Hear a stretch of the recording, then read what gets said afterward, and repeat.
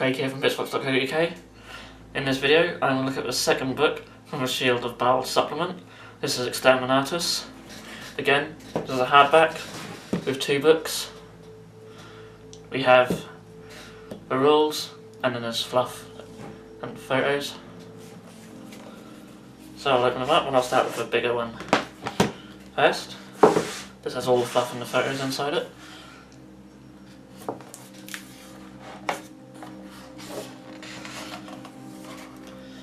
And with many of the books these days, lots of high quality photos of miniatures. This book focuses mainly around Tyranids, Necrons, Blood Angels and Flesh Tearers. Not so much Sisters of Baal in this one as the previous book. I really like this artwork of the Tyranid ships destroying the Imperial ships. I think that's really cool. There is some really nice Tyranid artwork in this book that we will go through. So here we have Commander Dante. There's a little bit of fluff about him, and some stuff about Cryptus and a map of the Cryptus system. We'll hold the pages up a little bit just because there's a bit of a shine coming off the light, so you can see them better, so I shall do that. Here are some more artwork and some fluff.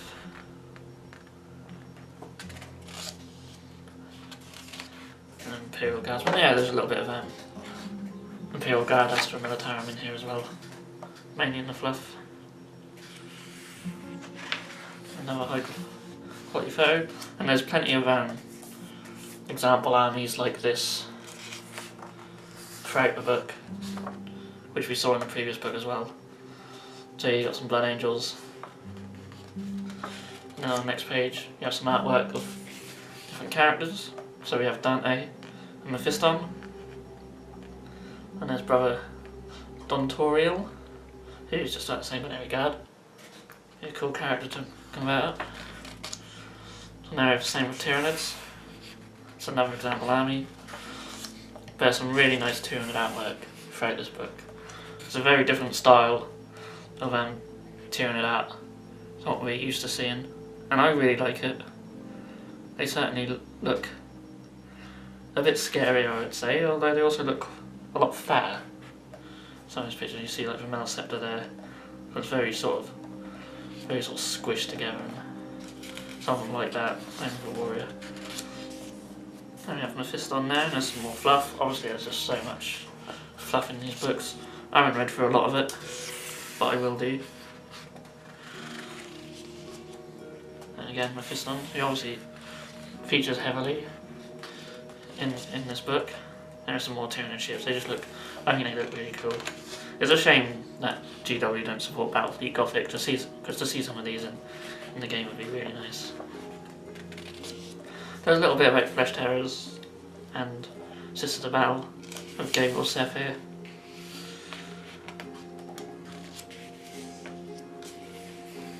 And some more fluff there about Flesh Tearers. And some more, and got Flesh Terror Marine there. Really cool little artwork with some gargoyles. There's another big HD picture. So we've got Flesh Tearers and Sisters of Baal versus Tyranid. And then we have an example army of Sisters of Baal with Flesh Tearers. And some more artwork.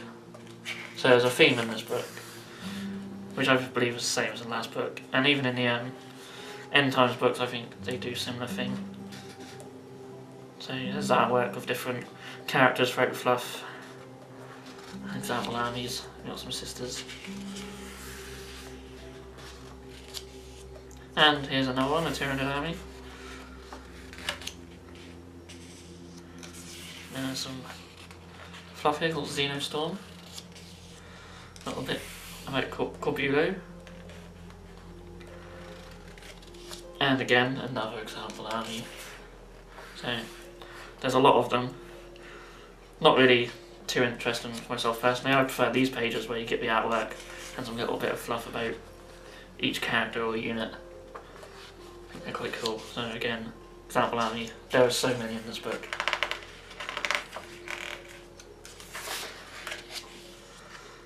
And some more fluff. I think this is about when Necrons start to come into the campaign. There's a bit of artwork there with several Necron units. And there's a bit about the alliance of them with the Blood Angels. An alliance of convenience, it's described as. And then we have a Necron warrior. And go into the Exterminatus section, and here we go, another example army. And then some nice artwork again. And of course the Necrons up there, an example army as well. I really like the C-Tan or Catan from the Tesseract Vault being used. I know it's something a lot of people want to get hold separately. And then we have a Tyranid army as well. And some more lovely Tyranid artwork. And the Exocrine there. I just like how they really over-exaggerate the cannon on its back. And some of this artwork style, there is a lot of over-exaggeration, some things as you'll see. And then we have a Pyrovore. A Sporicist. Really nice. And again, there's more fluff and artwork. We have Dante again. Dante pops up a lot in this book.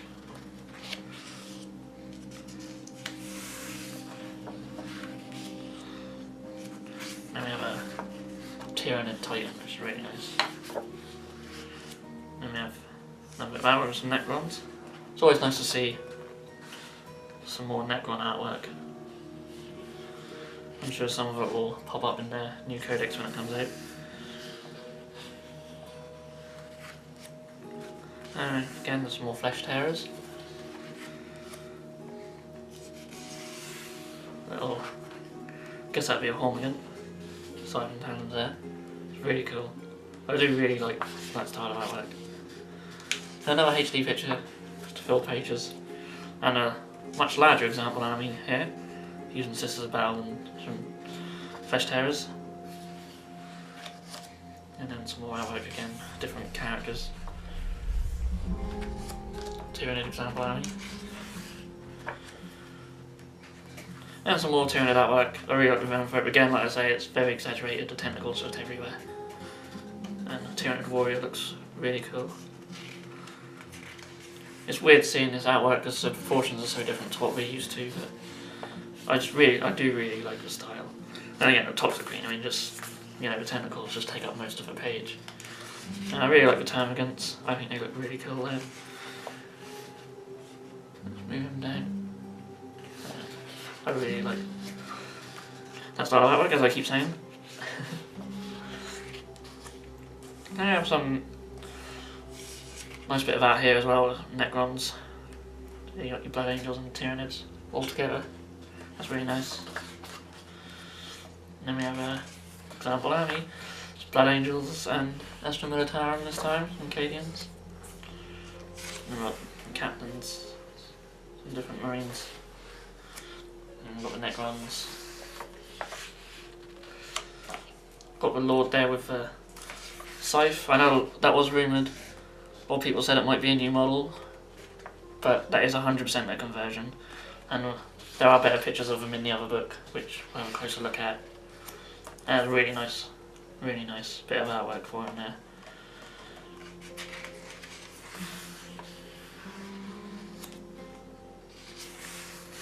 Got some Tyranids. Some more stuff here, another HD picture just to fill the pages and showcase the miniatures. And there's a little bit here.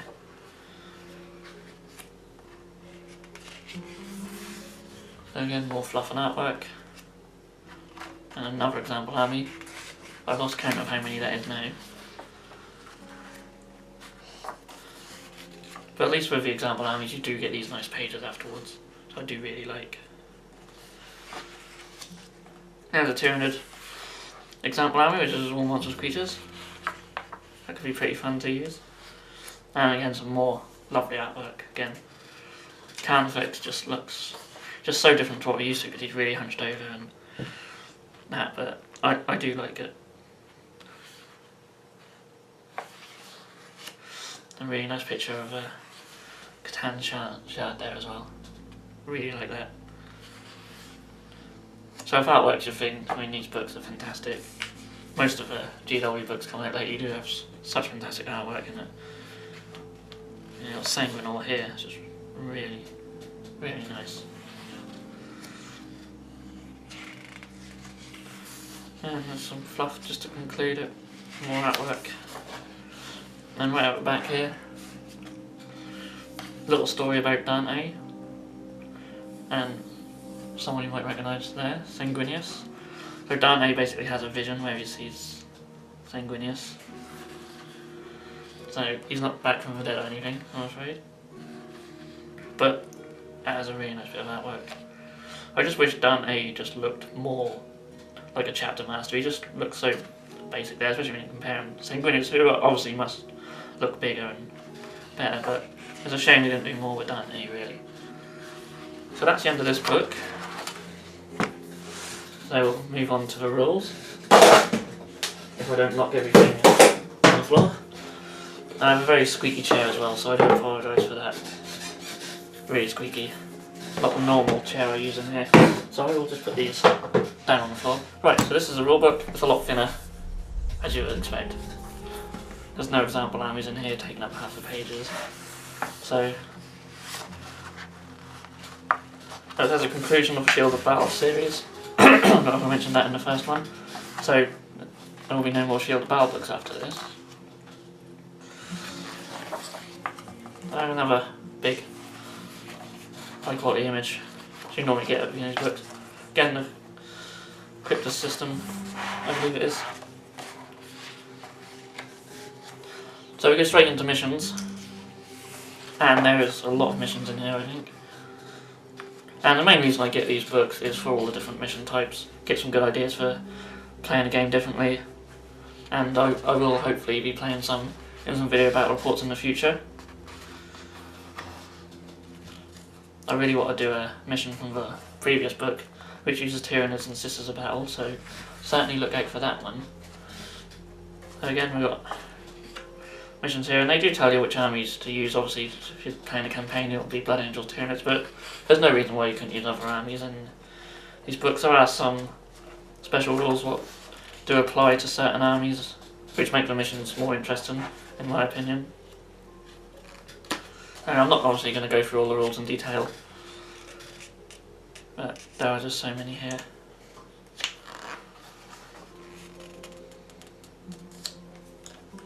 Really interesting one here actually, when the Necron Lord gets a special rule. It says he has a following unique power, but it doesn't specify whether it means a psychic power or it's just a power that happens, because he doesn't need to roll to hit or anything. It just automatically hits everyone within 12 inches of him, which is really interesting. It's quite a strong attack, really. It only hits enemy units as well, so it's quite interesting. And that doesn't even count towards his actual shooting or nothing, so that's quite interesting for that mission.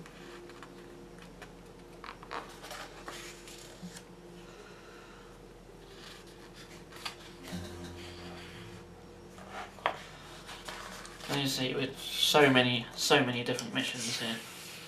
And this one, I think, Forlorn Hope is meant to be used as the last mission of the whole campaign. There's even a little designer note that says if you've played through the campaign and the scores are level, then this one is basically the decider.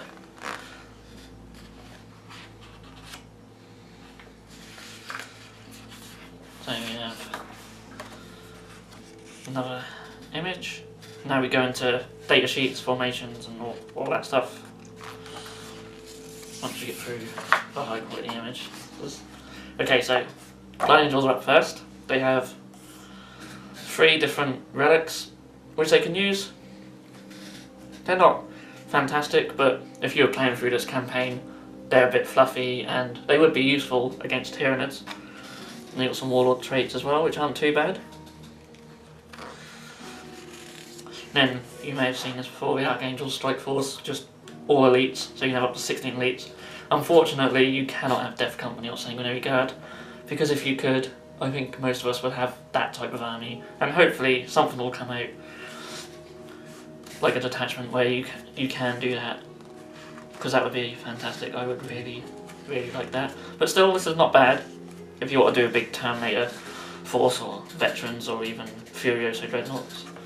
You know, you can just mix all them together and have that type of army. Everything's basically in Terminator armour apart from Sternguard and Vanguard squads. Then you got a formation which uses 3 Terminator assault squads. No surprise really, as they're the latest box out. Then you got another couple of formations here which use various models. And then you got a big one which is just a mix of the... Well, it's not a mix of the previous one, sorry, but it does have a lot of stuff in it. And I'm not a fan of a massive formation, because I just think they're a way just to get you to buy a lot of stuff.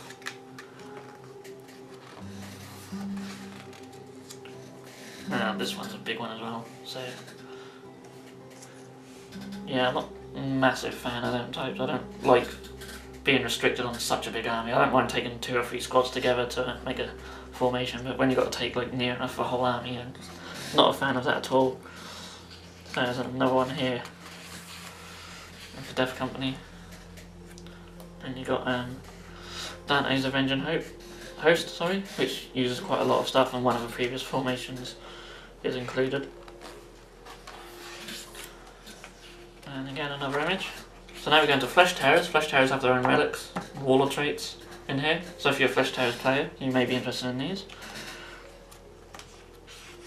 So I won't go through them too much, but the shield they get is quite interesting because it says it may not be chosen by models wearing Terminator armour, and then it confers a 3+ armour save, which is just really odd to me because surely any model apart, well yeah, any model which would take it would already have a 3+ armour save.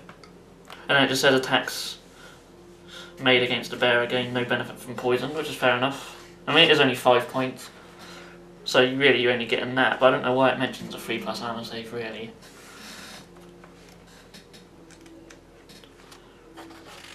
And then they've got their own detachment as well, which has lots of fast attack. And then basically if you roll 10 or more on your charge range, you get rage. So it's pretty nice. Not too fantastic, but something. So then they have some formations as well. Again, quite large formations here.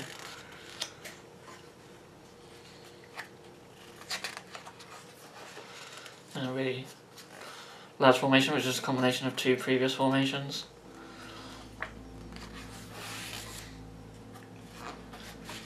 And then we go into the Necrons. They've got 3 relics and warlord traits, just like the previous 2 armies. And the Edge of Eternity is quite nice. +2 strength AP2, it's got armor bane, and it has precision strike. Now, at first I thought it was quite good because it's not unwieldy, but then I realised it is for Necrons, so it doesn't really make a massive difference for them.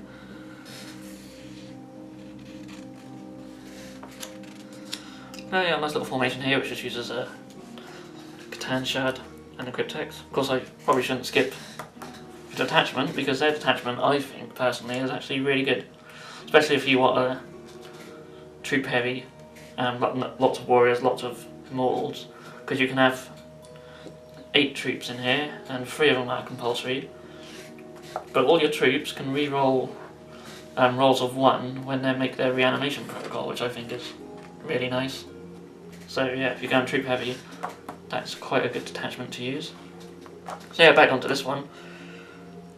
Basically, for 2 Cryptex, give the Catan Shard 5+ feel no pain, and if 1 Cryptex dies, it's a 6+, and then if the other one dies, there's no benefit. Which is not too bad. I mean, yeah, a couple of extra little models.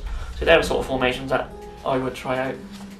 Whereas ones like this, where, you know, huge list here, I don't know if you can see too well on the camera, but, you know, that's bigger than most people's armies, and just a single formation, so.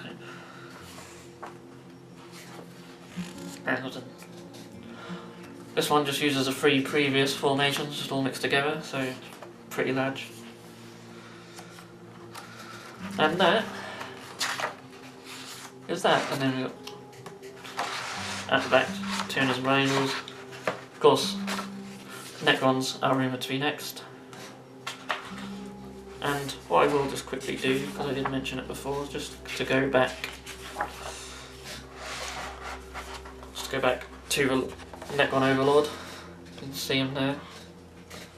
This picture's actually been reversed, hence all the Necron warriors are facing the other way. But yeah, his scythe is literally made out of apart from the command badge, I believe. So it's a very good conversion. I'm sure a lot of people may be copying it. But yeah, I don't believe he's a new model. The rest of him just looks like a model from a command badge as well. So I may be proven wrong, but that's my opinion. I'm sure other people may have mentioned it anyway, but I just haven't really looked around too much lately at like news and rumours. So yeah, so that is Shield of Baal Exterminatus. My chair continues to squeak. So I hope you enjoyed this video, and I shall see you in the next video.